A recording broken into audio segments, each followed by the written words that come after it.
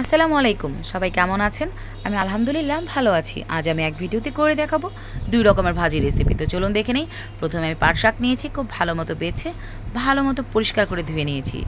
চলো একটি প্যান বসিয়ে তাতে আমি পাট শাকগুলো দিয়ে দিচ্ছি এবং সাথে দিয়ে দিচ্ছি কাঁচামরিচ, পেঁয়াজ এবং সামান্য লবণ দিয়ে একটু ঢেকে ভাপিয়ে নিচ্ছি। আপনারা চাইলে না ঢেকেও ভাপিয়ে নিতে পারেন।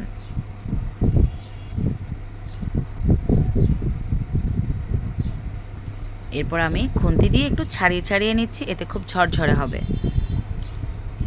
অন্য একটি পাত্রে তুলে রেখে একটি প্যান বসিয়েছি চুলায় এবং তাতে আমি পর্যাপ্ত তেল, রসুন কুচি, পেঁয়াজ কুচি এবং শুকনো মরিচ দিয়ে ভেজে নিয়েছি। খুব ভালো মতো ভাজা হয়ে গেলে তাতে আমি পাট শাকগুলো দিয়ে আবার একটু নেড়ে চেড়ে ভেজে নিচ্ছি।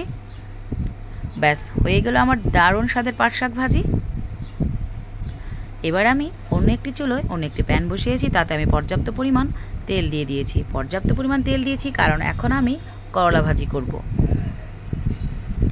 সামান্য হলুদ গুঁড়ো দিয়ে দিয়েছি, এতে করলার রঙটা দারুণ থাকবে। এরপর আমি এতে দিয়ে দিলাম শুকনো মরিচ, আমি চিড়ে দিয়েছি আমার পছন্দ মতো। আপনারা চাইলে আপনাদের পছন্দ মতো যে কোনোভাবে দিয়ে নিতে পারেন। নেড়ে চেড়ে একটু ভাজা হয়ে গেলে তাতে আমি কেটে রাখা আলু, করলা এবং পেঁয়াজ কুচি দিয়ে দিচ্ছি।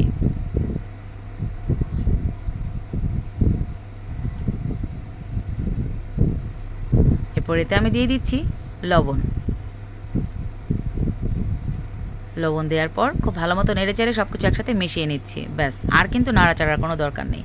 আর অবশ্যই করলা ভাজি করার সময় কিন্তু ঢেকে রান্না করবেন না, এতে কিন্তু তেতো ভাবটা অনেক বেশি চলে আসবে আর রঙটাও নষ্ট হয়ে যাবে।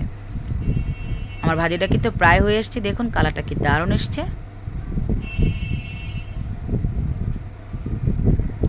এই গরমের সিজনে আপনারা কিন্তু চাইলে আপনাদের প্রতিদিনের পাতে করলা ভাজি, পাট শাক ভাজি কিন্তু রাখতেই পারেন। সাথে যদি হয় কাসুন্দি, তাহলে তো জমে যাবে।